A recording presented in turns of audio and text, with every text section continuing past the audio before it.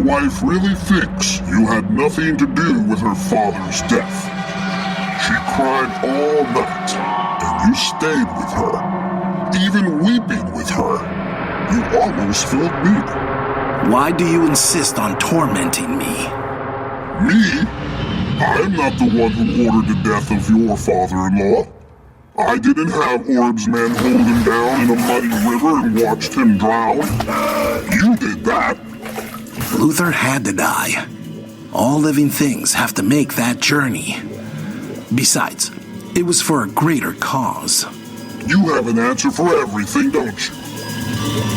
You know, if you think my talking to you from time to time is torment, imagine what it will be like when I can inflict excruciating pain upon you for all eternity. I can hardly wait.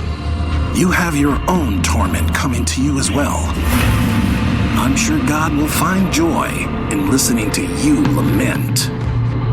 You have no idea what the Creator feels. No idea at all. You know nothing. Did I hit a sore spot, Beals? I would suggest you concern yourself with the next pile of lies you're going to spew out to convince your wife, your sons, and everyone that the chaos you are bringing to this world is all for the betterment of mankind. It is for the betterment of mankind. Tell that to the millions of families that mourn for their dead family members as your wife laments night after night for her poor father. Your phony tears and empty words won't heal her pain, Asilas. Empty words and spewing lies. Sounds like the kind of thing you like. You might think all this is some strange way for me to get my kicks. But believe it or not, I help bring balance to not only this world, but the whole universe. Now who's spewing a pile of lies? You are a mortal man, Asilas. You cannot know the mindset of immortals. We don't need you for truth. We learned that along the way. Have you ever stopped and wondered why your boy servant Gabriel helps you as he does? You have no idea what he wants or what he's gaining by being at your beck and call. He is an immortal. Now why would he want to do things for you? He doesn't need to.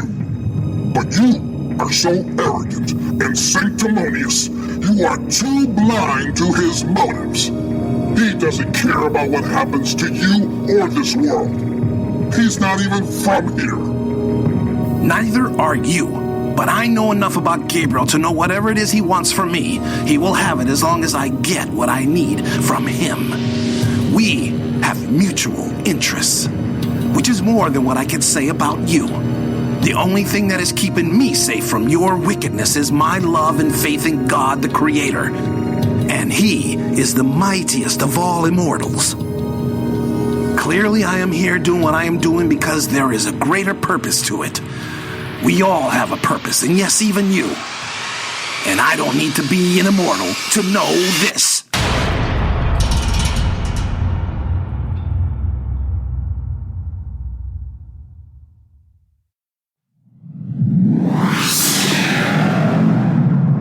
New Kingdom Radio Theater.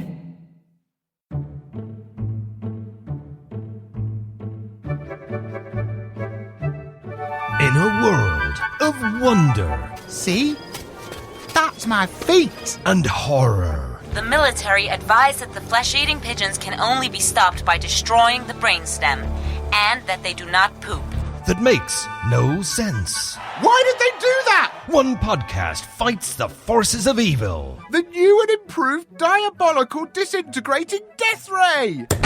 Ah! Triumphs over adversity. Now, I'm not sure how to pronounce this word. And brings hope. Live your life. Joy. No! And silliness. Perfectly normal. That podcast is Release That's painful. Clowns. Coming to ears near your head now. Release the Clown Sketch Comedy Podcast on Podbean, iTunes, YouTube, Spotify, and all reputable platforms. Oh, this is most pleasing. Yes, quite marvelous. Oh, sissy.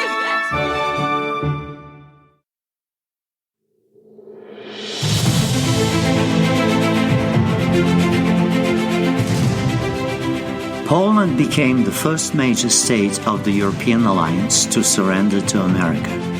Soon after, the Czech Republic, Slovakia, Moldova, Romania, and Bulgaria surrendered. The European forces were being pushed to the edges of the Atlantic shores. The English Channel was clogged with American battleships pounding France and England, and they were showing signs of weakening. Asilas made one final attempt to end the war by promising nuclear bombs dropping on London and Paris if England and France did not surrender within 48 hours. And all American forces ceased from fighting in or around London and Paris as the clock ticked ever closer to the final hour. France surrendered, but England still refused. And on a cold night, in late fall of the second year of the revolution, Asilas ordered nuclear bombs to be dropped on London and other English cities as the world watched in absolute horror.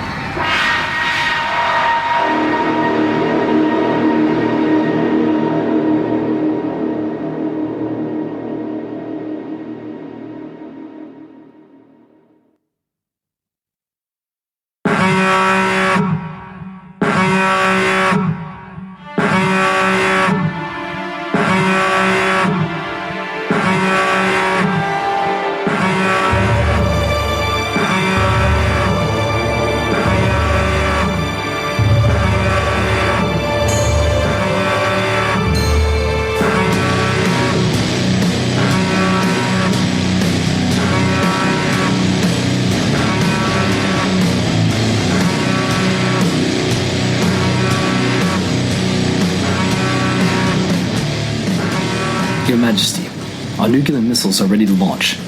All launch sequence codes have been entered, and we're just awaiting your orders to fire. Fire the missiles, Lord Oreb. Let them rain on London, Leeds, Birmingham, and Glasgow. Launch sequence initiated, sir. Warheads are estimated to detonate over target cities momentarily. We've given warning to those cities, and evacuations have been ordered by the remaining British government. But even with those evacuations, we expect heavy casualties. Sir, we've pulled our naval fleet well out of the affected zones, but a few of our admirals have expressed concerns there might be some fallout through the English Channel. What are your orders, sir? They've asked for permission to head out into the Atlantic. Permission granted. We're not sure how far the fallout will reach or how many people will be affected. Sir, after the cities are destroyed, I think it's fair to say that Great Britain will surrender. I expect others will follow suit. It would be foolish for anyone to resist America now. We're obviously not going to negotiate any terms. They will start lining up to surrender for sure. Sir, my sources say there will still be some resistance, likely from countries outside of Europe that you might not expect. Lord Shelley, we need to take these steps one at a time. We'll deal with stubborn nations after we take all of Europe and England. It won't be long now. I can almost taste it. I understand, sir. But just so you know, I'm working on some scenarios and contingencies for you to consider as I continue to receive new intel. Your Majesty, I was hoping I could have a word with you alone when there is a moment. I realize we're about to annihilate millions of people and the clock is ticking. But something has been on my mind and it's quite personal. Sir, if you'd like, I can leave the room. Leave us, Lord Oreb.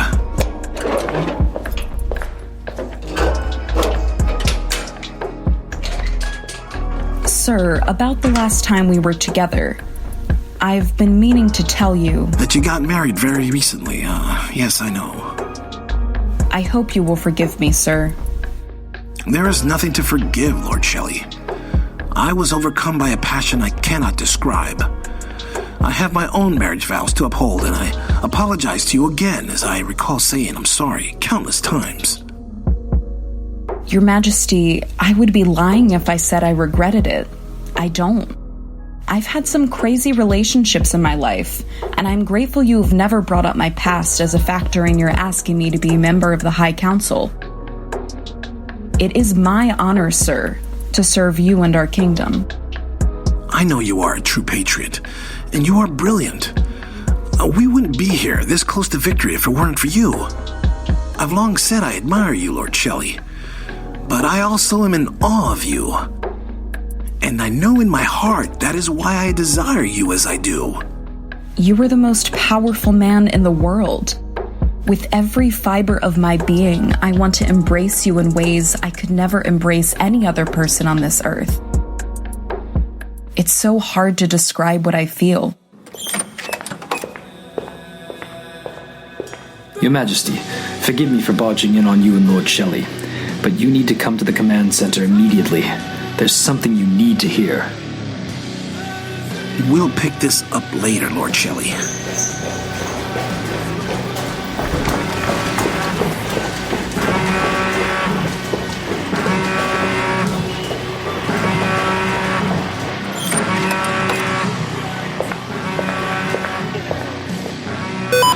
Hello, King Asilas. I am the Duchess of York, and I wish to negotiate terms of surrender of the remaining members of the British royal family, as well as the French pretenders. We are not prepared to negotiate with you about anything, Duchess. We know you have launched nuclear missiles at England, and we know it is because we have not yet yielded to you. But perhaps there is still time to stop the missiles from destroying cities and killing millions of innocent lives.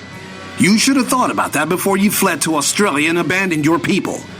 It doesn't appear you care that much for them, given the circumstances. Have mercy on our people, Asilas. They should not have to pay the price for the things we have done.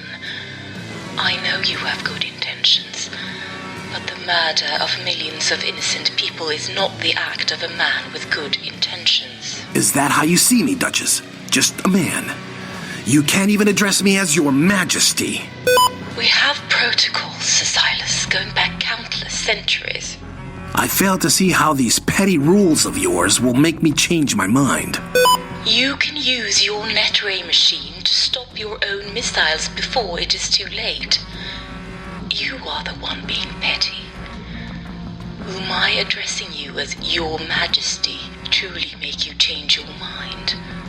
Or do you just want to hear me say it? But you say I am being petty.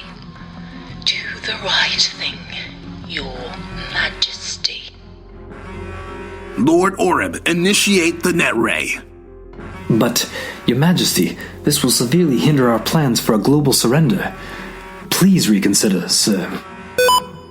King Asilas, the British royal family is prepared to surrender ourselves to your authority if you spare our citizens.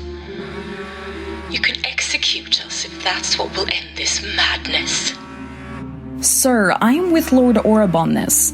Don't back away from inevitable victory. You will show the world you are weak and can be persuaded by royals, the very people you are fighting against. They don't care about their people. They only want to weaken you and are willing to sacrifice themselves to buy the Drax more time. Did you notice she only wishes for the British royals to surrender?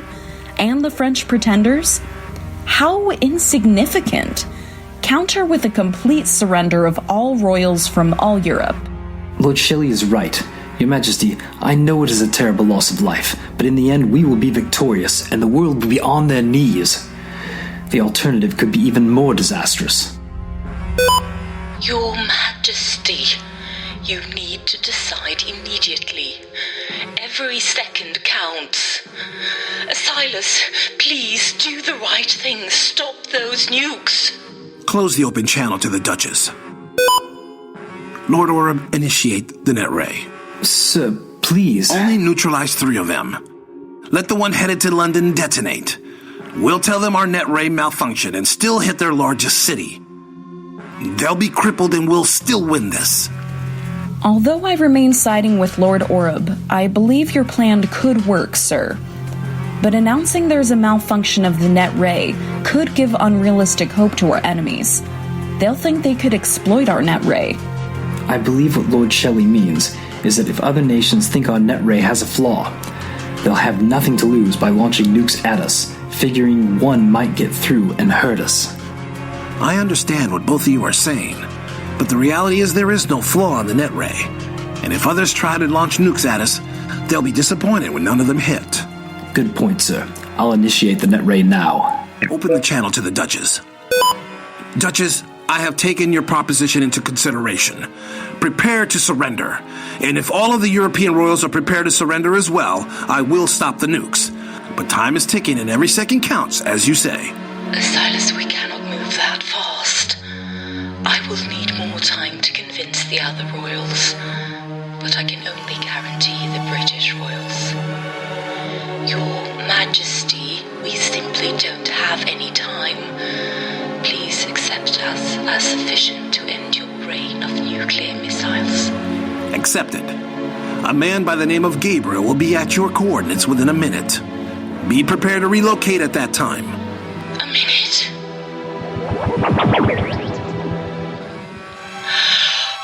Oh my, I think your man Gabriel is here. He appeared out of nowhere like a ghost. Oh dear. Put him on the comm unit, please. Asilas, I'm here with the royals. Give me a count of all of them. Let's see. 1, 2, 4, 8, 16. 21, Asilas. There are 21 here.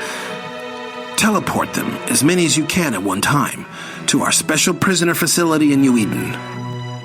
As you command, King. This might take a few minutes. They don't like being touched by commoners. Royals and their stupid protocols. Report back to me as soon as all of them are in our facility.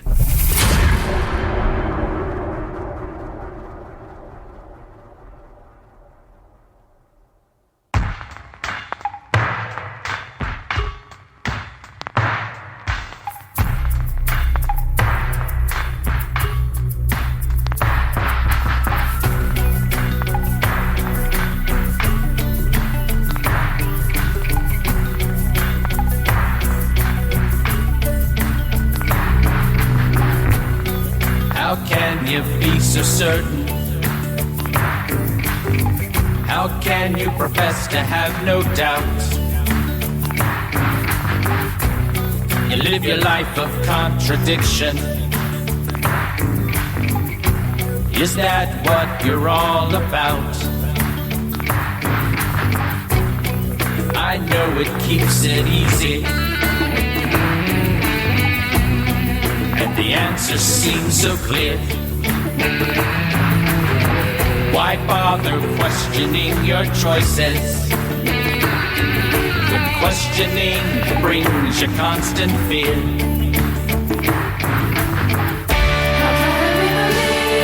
When they come at us with hatred and with malice, it's easy to deceive and hide behind the words of other pious men.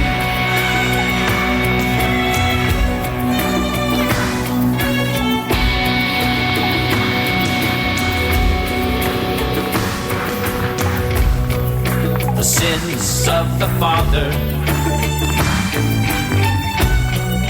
the patterns of the son, such powerful reinforcement, the framework of everything you've done.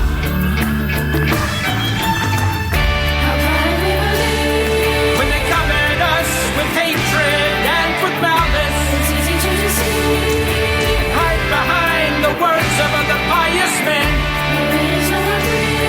From the judgment and misguided fear of others, in their ill-conceived myopic views of sin.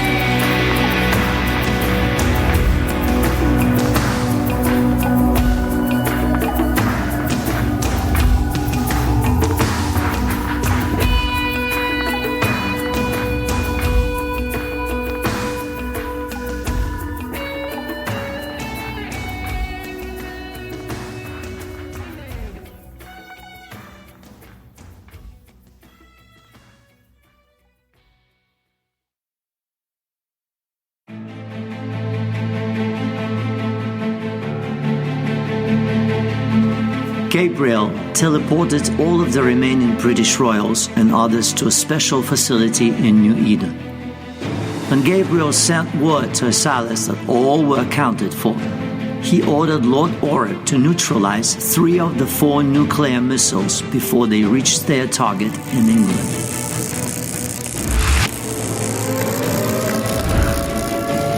One of the bombs was allowed to detonate over London, which killed over 8 million people.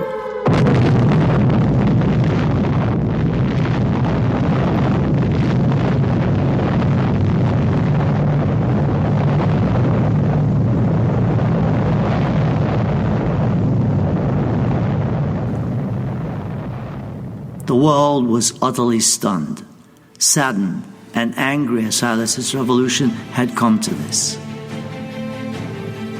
But in the end, England finally surrendered, as did the rest of the European countries in the continent.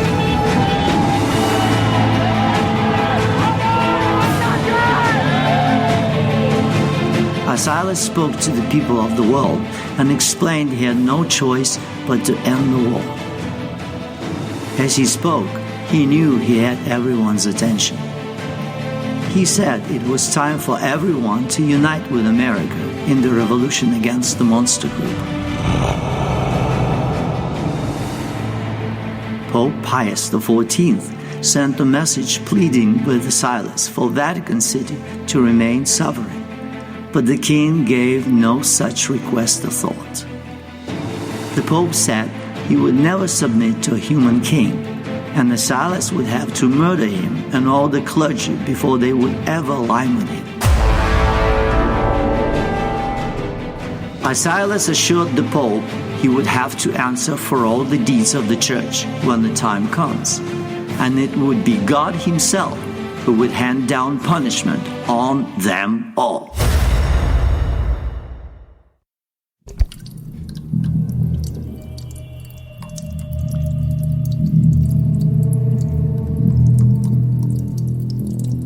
Well, are you ready now? I am, my king. What's the mission? You are going to Vatican City, and you will breach their walls cloaked as a cardinal. Okay. Will I be killing the Pope? Be patient. In time, you will reveal your true self. Use your ghost cloaking device, and if your presence alone does not make the clergy and the Pope kneel in prayer, then you can leave them a gift for me. I'm sure you will improvise something.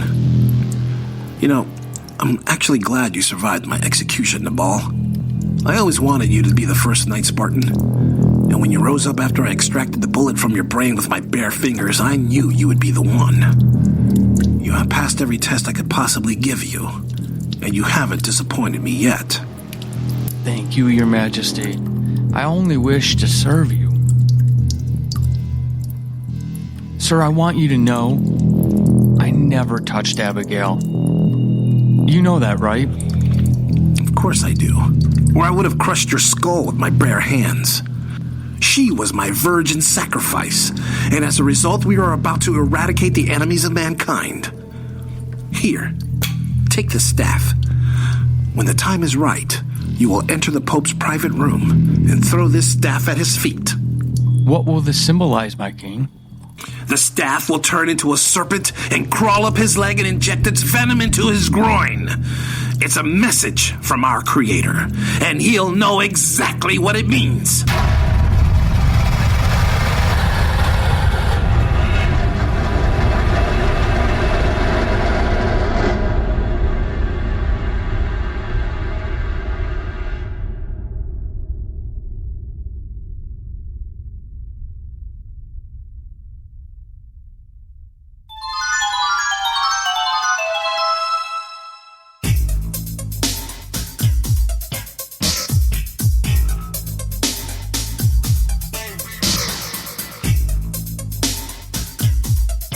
You've been listening to The Rise of King Asilas, Episode 20, Death Journey, starring J.V. Torres as King Asilas and Beals, Shane Meister as Lord Anna Patricia Shelley, Stephen Fisher as Lord Jeremy Oreb, Karen Heimdall as the Duchess of York, Alex Olsen as Gabriel, Paul Sading as Nabal, and narrated by Sergei Berezhnikov.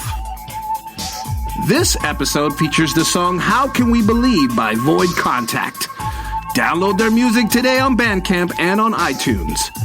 Other contributions by Dream Death, Doug Maxwell, Cosmic, Aaron Kenny, Sir Cubworth, freesound.org, and Audio Jungle. For more information about the cast, the music, or this production, please visit us at our website at www.theriseofkingasilas.com.